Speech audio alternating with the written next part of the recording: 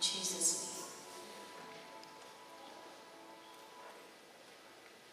name. Ephesians chapter 6 from verse 10 to 18.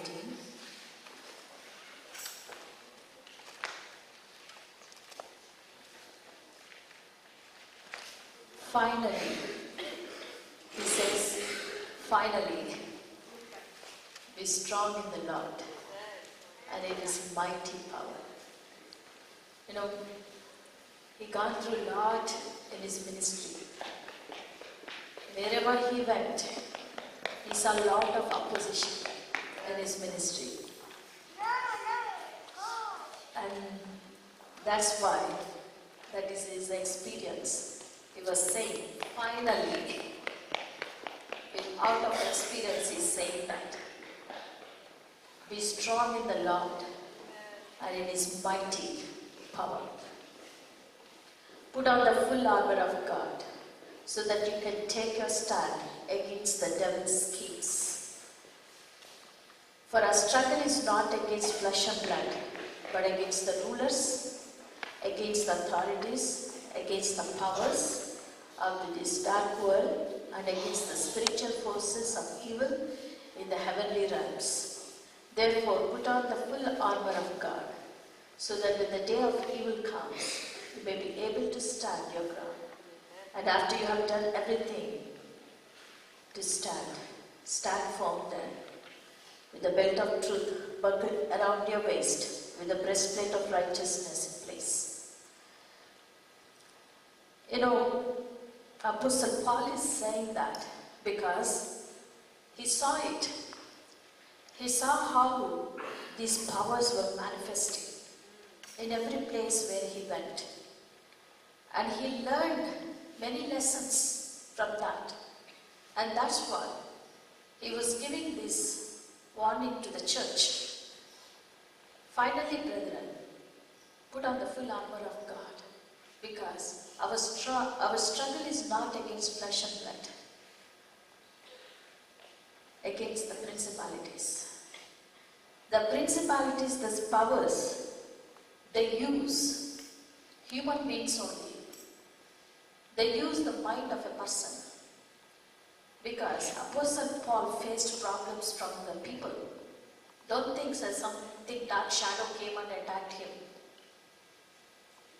No such thing. It's people who attacked him. So, and he's telling that it's not people, principalities he was saying. It means principalities were working through the mind of people, through the minds. If any person's mind is not on God,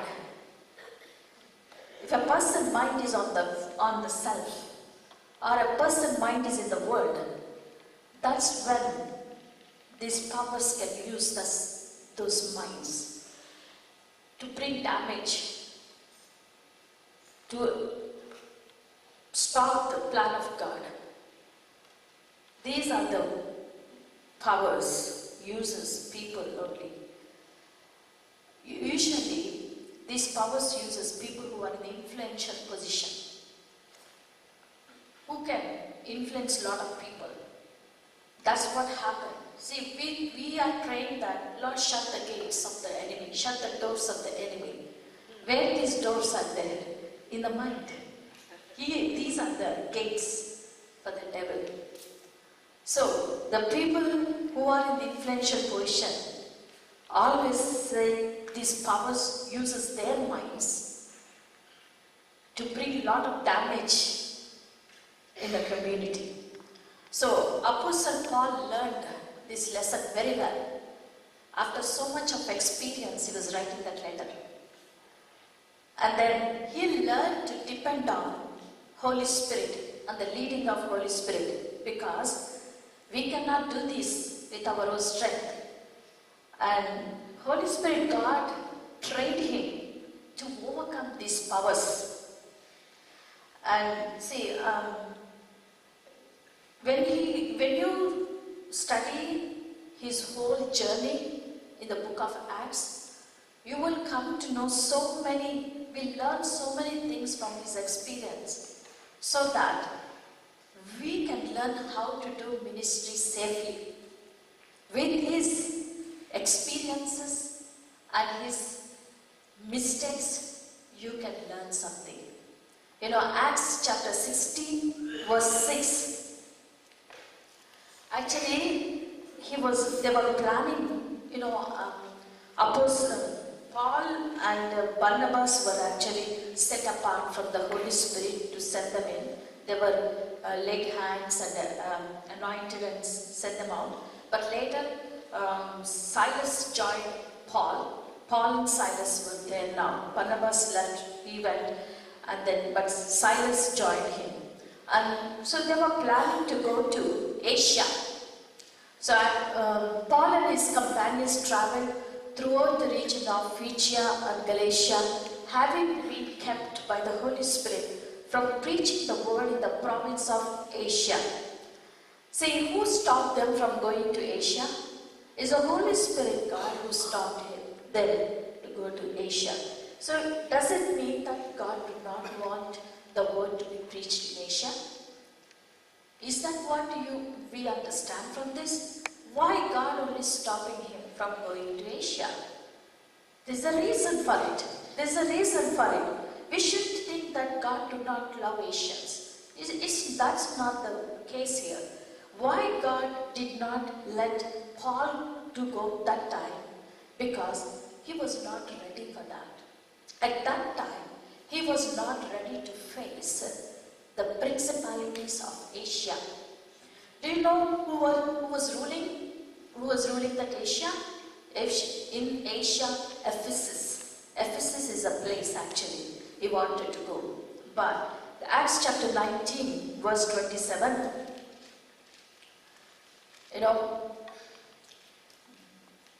there is danger not only that our trade will lose its good name, but also that the temple of the great goddess Artemis will be discredited, and the goddess herself, who is worshipped throughout the province of Asia and the world, will be robbed of her divine majesty. Who was ruling that? Artemis. Actually, it was a goddess Diana. Was a Princess Diana. Which means this is not a voice of idol. It's a spirit there. It's not a human being name that is. It's a people worship that goddess in that place, and they call Diana, or what's here in this Artemis, right? So that was so strong. That was a very big principality ruling the whole Asia. Not only Asia, it's a whole Roman Empire was ruled by that goddess. People of all that empire, they were all worshipping that goddess in that place. So God did not let Apostle Paul to go there. It was too early for him to face such a big principality. So before going to that place, he needed to learn some more lessons. He needed to learn how to handle these powers before he faced such a big principality. So that's why. So he was forbidden by Holy Spirit from going there, and then God let him go to another place, Macedonia.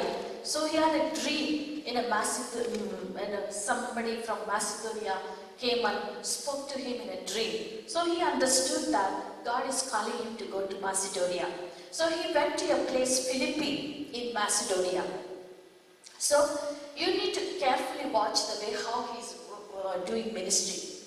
First, wherever he went, first he was meeting people who believers.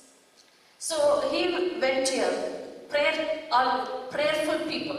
He was meeting prayerful people. He was going to synagogues and meeting people there. And he was praying, going to synagogue, and he was involved in prayer there. Acts chapter 16, verse 14, 15, 16. One of those listening was a woman named Lydia, a dealer in purple cloth from the city, who was a worshipper of God. The Lord opened her heart to respond to Paul's message. When she and the members of her household were baptized, she invited us to her home. If you consider me a believer in the Lord, she said, come and stay at my house. And she persuaded us. So once when we were going to the place of prayer, okay, he was staying there. He had a good fellowship with those believers. And he was going for prayer. See, once when we were going to the place of prayer, it means they were praying. So wherever Paul went, the method of his ministry is first gathering the believers in that place and having a fellowship there and having a prayer first, prayer meetings, and then the doors were opening to minister to the Gentiles, to other people. So once he was going to prayer, then what happened? We were met by a slave girl who had a spirit by which she predicted the future. She earned a great deal of money for her owners by fortune telling. Yeah. About midnight, no. So what happened? 14, 15, 16, you showed, and 16, 17 to 24. This girl followed Paul and the rest of us, shouting, "These men are servants of the Most High God, who are telling you the way to be saved." She kept this up for many days. Finally, Paul became so troubled that he turned around and said to the spirit, "In the name of Jesus Christ, I command you to come out of her." At that moment, the spirit left her. When the owners of the slave girl realized that their hope of making money was gone, they seized Paul and Silas and dragged them into the marketplace to face the authorities. Did you see that? There was a power of God displayed in that place. And he casted out that demon from that girl. And then did you see the principalities won't be quiet? Do you think that they will be quiet? Okay, let him take away. No, they were stirred up. Every time when you go and do something, the principalities won't be quiet. They will be stirred up and they get agitated and they want to use somebody to make trouble now. Okay, so then they were using whom now? Those powers were using whom? The owner of a slave girl. So it's a business people now. That's why God is asking us to pray for businesses. So now there's that man, he owns the business. So this girl is bringing a lot of profit to his business. So that this power using the mind of a businessman. Okay, and then see the way how he was thinking. Oh, our hope of making money was gone. Our hope of making money was gone. So that's the reason they seized Paul and Silas and dragged them into. So finally they were put in prison. Okay, so verse 24, 25, 26. You need to understand something here. Whenever these principalities come against us, how Holy Spirit God was teaching them to handle it. How he handled it is, upon receiving such orders, he put them in the inner cell and fastened their feet in the stocks. Actually, after beating them a lot, they begged them so much, and then they put chains to their feet and they put them in the cell. And then midnight, Paul and Silas were praying and singing hymns to God. Instead of getting discouraged, when you do something, when they come against you, and instead of getting into depression, instead of getting discouraged, what they did, they choose to praise God. Hallelujah. They choose to worship God. That is how we have to handle the principalities. Hallelujah. Don't think that is something you need to fight. It's nothing about fighting here. It is already Jesus fought and he already got the victory and he already sitting on the throne and he's ruler. So what they did, very simple, what they did is they just believed the word and then reacted to the word. That's all. You know, they did not go with their feelings. They did not go with their emotions. They did not go with their circumstances. But instead, they go with the word of God. They believe that word. No matter what what is happening, Jesus still is a conqueror. Hallelujah. Jesus still sitting on the throne. He is still our God. He is still our King. He is still our ruler. So we are also rulers, and we are also seated with Him. We are also more than conquerors. That's what God said. Amen. Even though you don't see what God said, you don't see with your eyes what the word is saying, but you still have to believe. You still have to believe. Sometimes you don't see. The word says something, you see something. It doesn't matter. Even what you see, it doesn't matter. The word is word. The word is true. It cannot be lie. What you see can go lie, but the word can never change. So that's what they did that day. Why? How can they praise God in that kind of circumstance? Unless they believed the word, what it says. Hallelujah. Because they believed that word, they could praise God and they could worship God. That's how he learned to handle the principalities of Philippi, how to overcome. They did very well. So what happened? Because praise and worship is like you're making God as a God. Hallelujah. That's what praise and worship. You're making God as a king for you. When you make God as your king, then He begin to rule. Then He rules your life. Yes, they made Jesus as a king, and that's why they're praising Him and worshiping Him. And Jesus came, and then He started ruling now. Hallelujah. So when Jesus came and ruling, what happened? He sent an earthquake. When the earthquake came, the prison doors were broken, and the chains were broken. Hallelujah. That's what's going to happen. When instead of going into depression, instead of getting disappointed and discouraged, instead of condemning yourself all the time, just begin to worship God, who He is, and exalt Him and make Him as a king over your situation. Then He will come and rule your situation. Hallelujah. And Jesus ruled, and the earthquake came, and the chains were broken. Prison doors were broken. Hallelujah. And then as a result, what happened? The jailer got saved, and the whole family were baptized. And then finished. He learned his lesson. And then his assignment is over. Then he left. He went to another place that is called Thessalonica. 1 Thessalonians chapter 1 verse 6 to 9. What he did actually in the book of Acts is not mentioned much, very little passage there. But when he was writing a letter to Thessalonians, then he mentioned what ministry he did actually in Thessalonica. Okay? One thing he learned in this place, Holy Spirit God taught him another lesson. Remember, all these lessons why he had to learn, God is preparing him for Asia. Remember that. God is preparing him for Asia. So he had to go through all these lessons he needed to learn. So in Thessalonica, what he learned is, he met people there. Lot of idol worshippers were there in that place. And then what he had to do is, he had to deliver them from the idol world. The people, he had to deliver them. It means a lot of people who do idol worship, most of them will be possessed by demons. So, I'm not saying everybody, but most of them.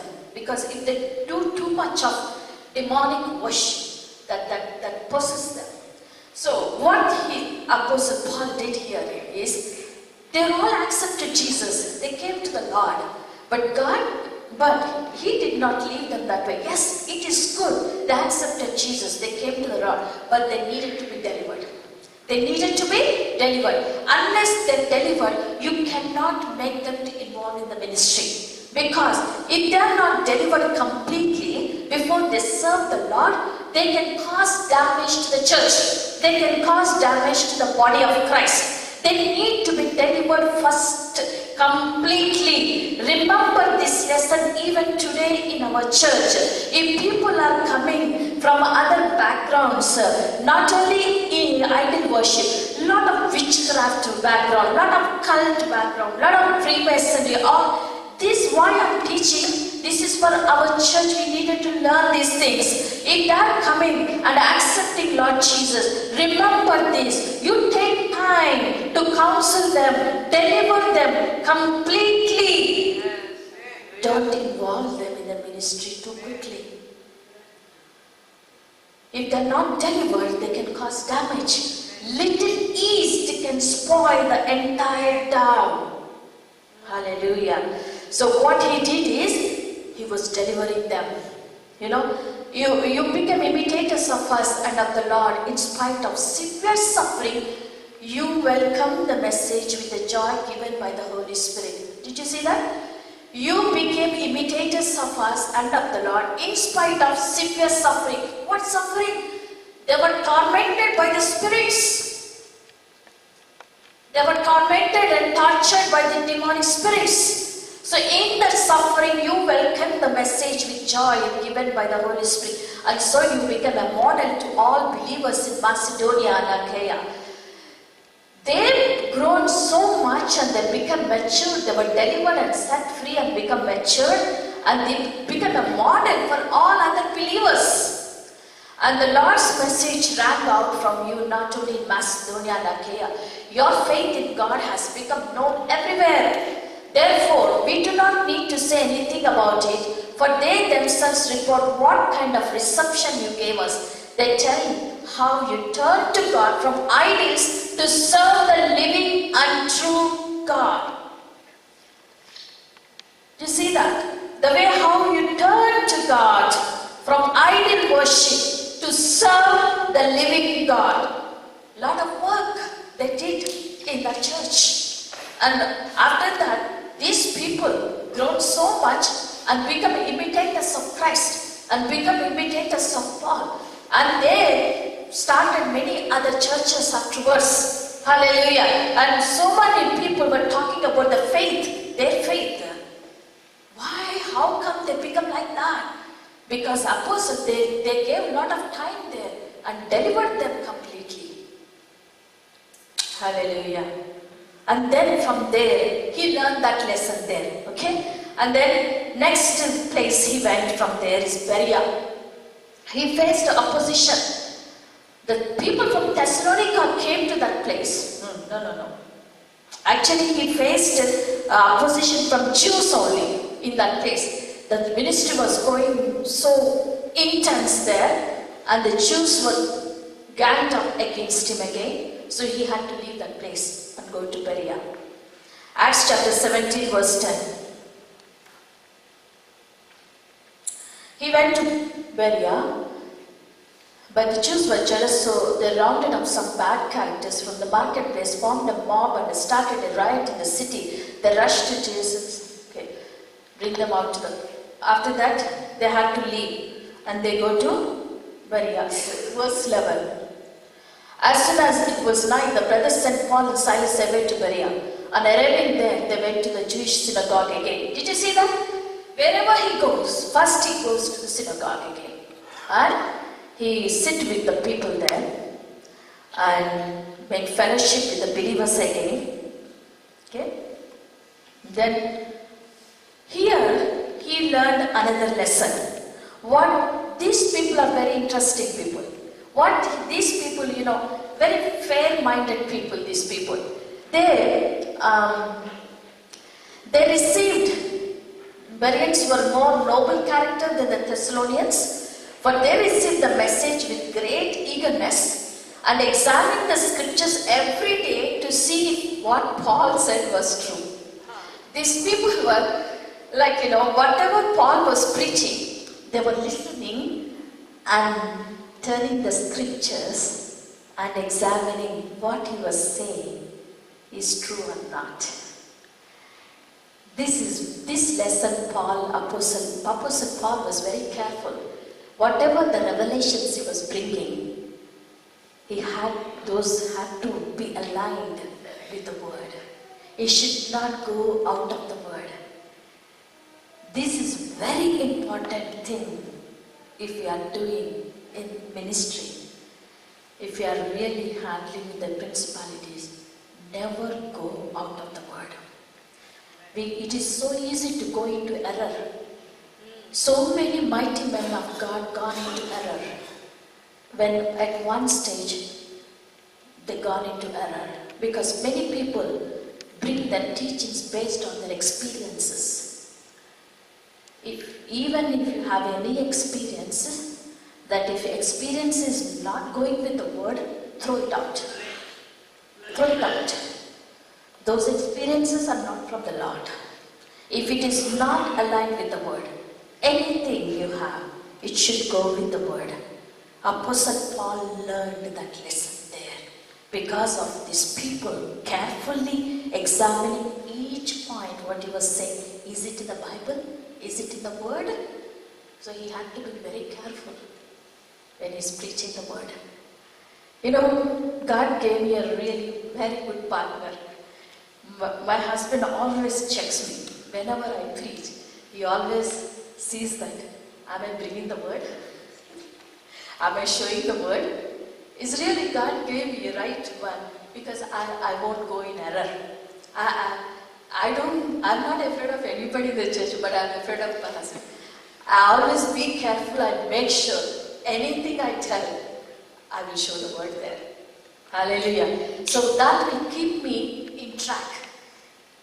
Hallelujah. So I won't go off of the track. Hallelujah. So he learned from that experience that he had to be in the word. Everything what he's bringing. And then the next thing he went to Athens. The next place he went to Athens. Acts chapter 17 verse 23 to 32. Here there's another interesting thing in Athens happened. It is, people are so full of worldly wisdom. The people were so educated maybe. There's so much of logic, legalistic mind people. Sometimes you will find such kind of people in the ministry. And he had to learn how to handle that kind of spirit also. Right? So, for as he walked around and looked carefully at your objects of worship, he saw there also worshipping idols only. Some unknown God, he went around that place, he saw what these people are doing, what these people are worshipping. So he came to some conclusion. So he formed a message how to approach these people. According to their kind of thinking, he made up his approach, to reach them. So even found an altar with this inscription, to an unknown God. Now what you worship as something unknown, I'm going to proclaim to you. He started with that. Okay, you people are worshipping there's some unknown God. I'm going to tell you who is that unknown God. That's the kind of approach he made. So, the God who made the world and everything in it is the Lord of heaven and earth and does not live in temples built by hands. And he is not served by human hands as if he needed anything, because he himself gives all men life and bread and everything else. Yes, continuation. From one man he made every nation of men that they should inhabit the whole earth, and he determined the time set for them and the exact places where they should live. God did this so that men would seek him and perhaps reach out for him and find him, though he is not far from each one of us. Do you see that? It's so nice, interesting to listen the way how he's putting things. And then next.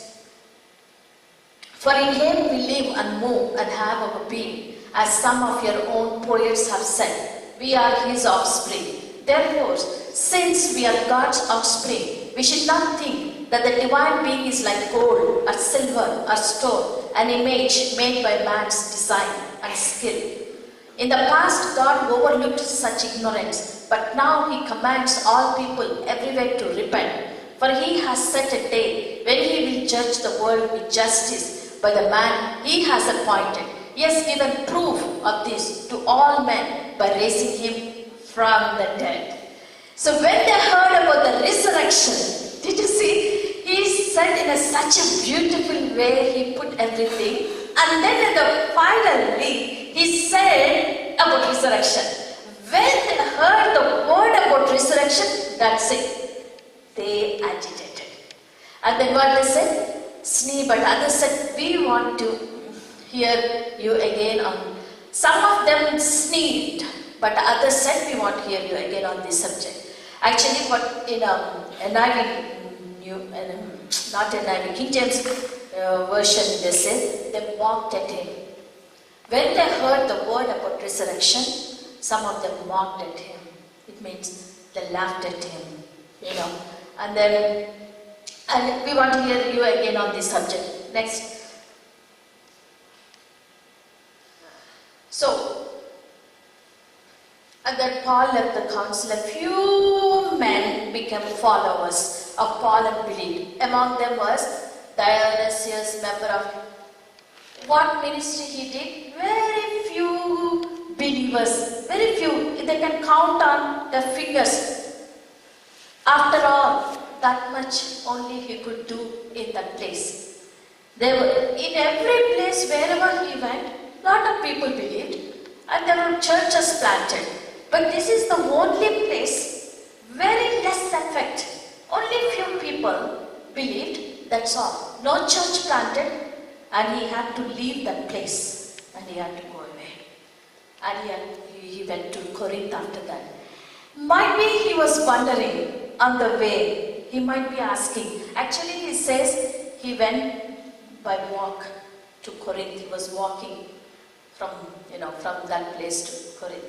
He might be asking God, Lord, why did that happen? Very few people. Why this? I couldn't see much fruit in this place. What did I do wrong? Maybe he might have asked God about it, right? And I feel God would have told him, Paul, Holy Spirit, God would have told him, you did not preach the cross. You did not preach the cross.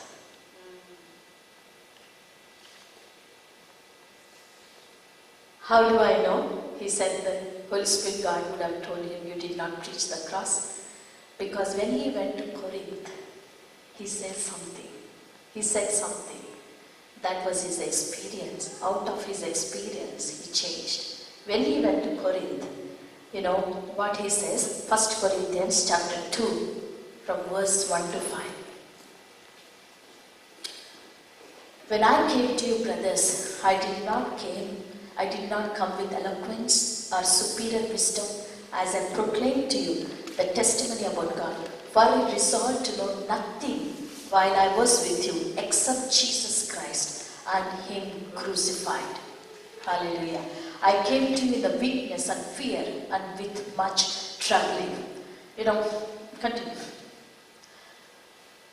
My message and preaching were not with wise and persuasive words, but with a demonstration of the Spirit's power, so that your faith might not rest on men's wisdom, but on God's power. Hallelujah. He learned something in that Athens place because he used his eloquence, he used his wisdom, he used his method of logic people, not logic where I can reach them.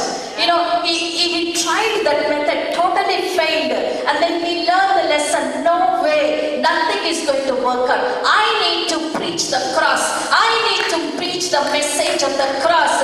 When I preach the message of the cross, Holy Spirit, God is going to convict people. Hallelujah. It's not about our wisdom. It's not about our eloquence. Nothing is going to save people. There is power in the message of the cross. That's what he learned.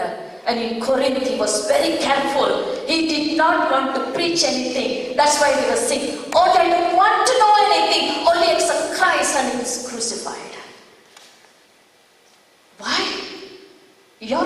should not depend upon man's wisdom. If I use my wisdom and you start believing it, that's not true. That's not true faith. Your faith should not be based on my wisdom. Your faith should be based in the power of the Spirit. And he did miracles there. He learned. He demonstrated the power of God in Corinth. Hallelujah. You know, and then, did you put everything? Continuation, 23 to 32. What did you put? First Corinthians chapter 2, verse 1 to 5. Oh, this one. Okay. So that your 5 means wisdom. So, actually, it's more there. After Corinth, he went to, finally he comes to Asia. Okay? But I think maybe next week I'll tell you. Continuation I'll tell next week. I don't want to take too much of time. So, when after learning all these lessons, and then he goes to Asia, in Asia he encounters that Diana, that princess Diana, and he knows how to handle it because God already prepared him, you know, and he learned something, and he started sitting with Jesus, and far above the principalities. He learned how to sit. He learned how to sit with Christ in the heavenly places. That's why when he went to Ephesus, he had no problem there. Hallelujah. Even in Corinth, if you see, he had no problem in Corinth also. I'm going to show next week these things. He had no problem in Corinth. He was not caught. People, they came against him, but he was not in the picture at all. And God made it so beautifully, because he exercised authority. Hallelujah. He knew what his position with Christ, and he was ruling. He took the ruler position. He was ruling. After he took up the position of ruler, and there was no problem for him. He escaped Corinth, and Ephesus, he did not face any, even though it was a big principality, the Diana, he did not got into any trouble. Hallelujah. So, and these 3 days of fasting prayer, God really given us strategies. I was asking God how to do ministry in Canada. You know, we cannot copy anybody's method. We need to pray for ourselves. We need to cry out to God. We need to hear from God directly. So that's why Sister Lee also suggested us go into fasting prayer and get the strategies from God. So we did 3 days fasting prayer, and God showed me how to do ministry safely. You know, all these things, mighty men of God, their experiences we know. We studied all that. And you learned something from it, right? And what God taught me is that in every city, first set up a praise and worship, and then intercession. In every city, 10 intercessors. We don't want less than 10 intercessors. We want, it is good if it is more than 10 intercessors, but 10 is the number. We don't go down. So 10 intercessors. And praise and worship is the main thing, key. Because did you see that? Paul and Silas were worshipped in the prison, how the power manifested there. So, to go against the principalities, to clear the heavenlies, praise and worship is very important. Why? Praise and worship brings God, make him as God, as a God for the city. And he comes and takes up his position as a king. When he comes, you are making him king, that is what it is. You are exalting him, you are lifting him up, you are making him king for you and for the city. When he comes and rules the city, that's when you do ministry. Hallelujah. So without bringing God, never do ministry. That's not safe for us. Let God come into the city. Let him take up his position on the throne. Let him sit on the throne. Then you are free and you are safe to work in that city. Hallelujah. When Jesus comes and sit on the throne, you can sit with him. You can sit with him. And you also rule with him. You know, so praise and worship in every city and intercession in every city. Through intercession, God wants to rule the city through the intercession. Hallelujah. And God has given power to the intercessors to shut down the gates of the enemy and to loose the gates for God to work. Hallelujah. How can we do that? The mind is only the gates. So we need to shut down the gates of the enemy. You need to pray. What all things in the mind of people, you can shut down some of the things. You can lose the blessings of God into the city. Hallelujah. So you need to take control of the city in such a way. So whoever making decisions, whoever influencing the cities, they are not influencing. They are not going to make decisions. It is you who have to decide that. Because God has given you the power and the authority to bind and to loose. Hallelujah. Even the Prime Minister, whoever ruling our country, if we pray, through prayer, we can change the wrong decisions what they are making. Hallelujah. You know, that's what in the book of Daniel, right?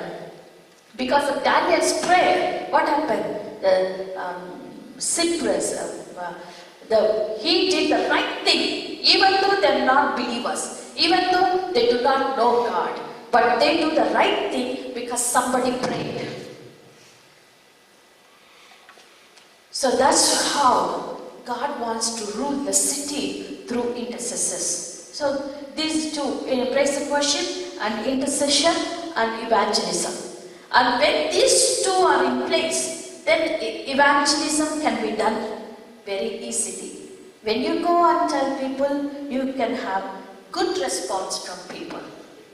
And not only that, you don't find these kind of things. Okay, you casted out one demon from somebody, or you healed somebody. Oh, the demon again coming, setting back again. You don't find such things. Because everything was taken care of. Everything was taken. See, why the principalities were ruling the city? Because of people in the city worshipping wrong things. And if they worship money, that money becomes a spirit. If they're worshipping sex, that spirit rules the city.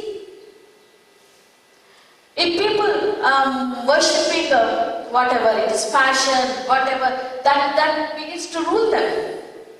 So if people worshipping wrong gods and wrong things, idols, those spirits will rule. Those are become principalities. But believers, Christians, if they worship the true living God, what happens? If God comes, do you think those spirits can stay? No. Both cannot stay together. If God comes, those have to leave. So that's how, we have to work. We have to pray. We have to worship, praise and worship. And then we can clear the heavenlies. And then you can work. You can do evangelism safely. Hallelujah. Let's start.